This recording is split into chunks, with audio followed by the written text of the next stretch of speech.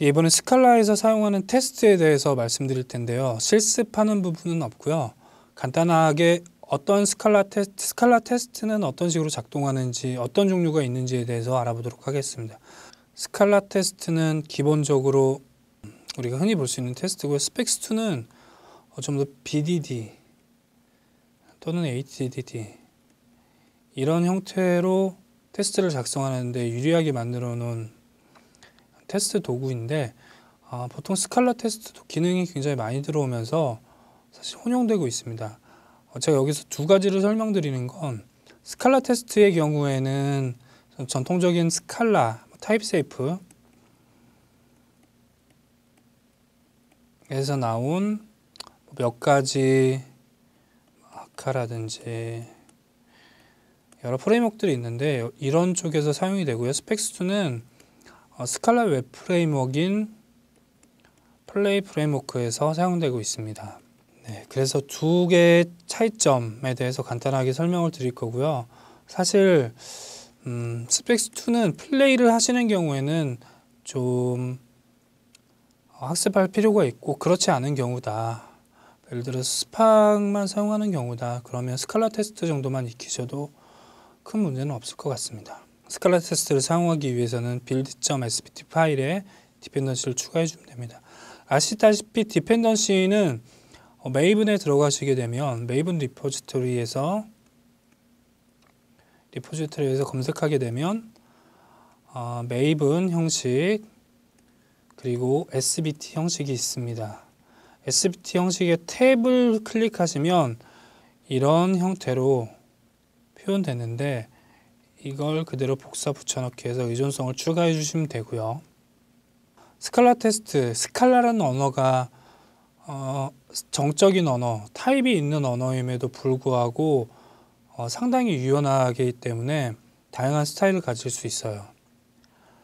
그래서 펑션 스위트, 그러니까 즉 테스트 클래스를 만들 때 my test라는 클래스를 만들 때 extend라는 키워드를 사용해서 펑션 스위트를 사용할 수 있고요.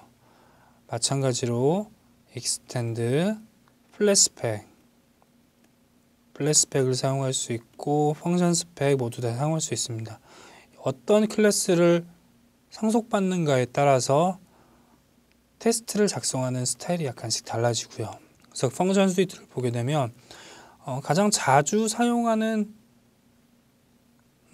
스타일의 트레이트라고 생각하시면 됩니다. JUnit이라든지 XUnit으로 기반하는 유닛 테스트 패턴, 그러니까 즉 유닛 테스트를 작성하기에 적당하겠죠.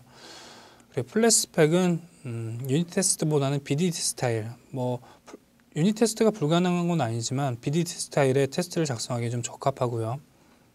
펑션 스펙은 루비의 R스펙, 그러니까 즉 스펙스2와 비슷해요. 그래서 스펙스2는 또 마찬가지로 월드 스펙스와 비슷해서 다양한 원하는 스타일에 따라서 BDD, ATD 여러 가지 테스트를 작성할 수 있고요. 프리스펙은 스칼라 언어의 자유도를 최대한 활용해서 어떤 형태로든 테스트를 작성하는 것이 가능하고요. 네, 스펙은 실질적으로 테스트에 필요한 여러 가지 사항들을 정의를 해줘야 하지만 테스트를 굉장히 빠르게 자주 실행시키는 데서 유리한 트레이트라고 볼 수 있습니다.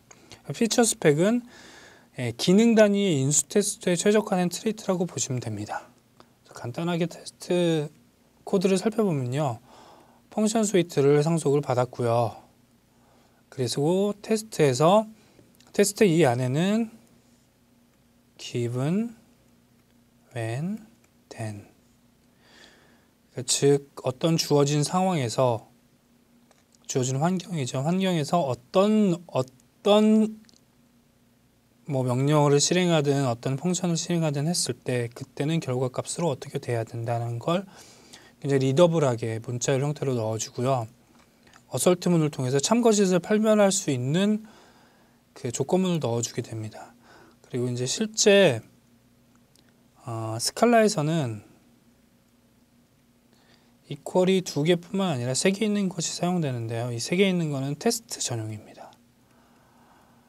그렇게 돼서 테스트 오류 메시지를 좀 더 정확하게 뽑아내주는 역할을 하고요. 두 번째 테스트 같은 경우에는 테스트 뒤에 문자열이 들어가고 요 괄호 안에 얽힌 부분들은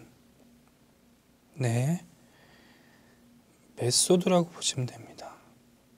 즉 커링이 되겠죠. 이런 식으로 된 커링은 이런 식으로 변경해 줄 수 있고, 우리가 원하는 로직들을 여기다 넣어서 테스트를 해주는 거라고 보시면 됩니다. 그래서 스칼라는 굉장히 함수형 언어를 따르고 있고요. 일관성을 굉장히 중시를 해요.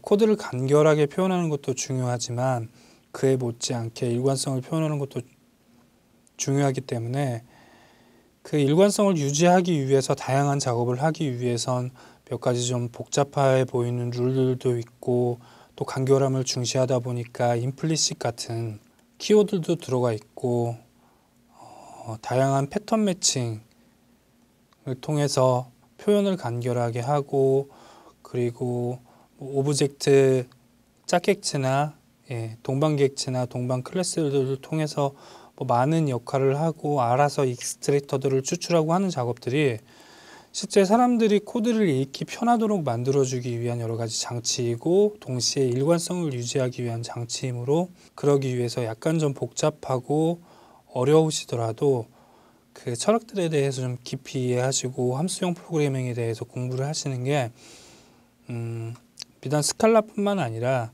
동시성 프로그래밍 그리고 다양한 플랫폼들을 익히는 데 있어서 많은 도움이 될 거라고 생각합니다.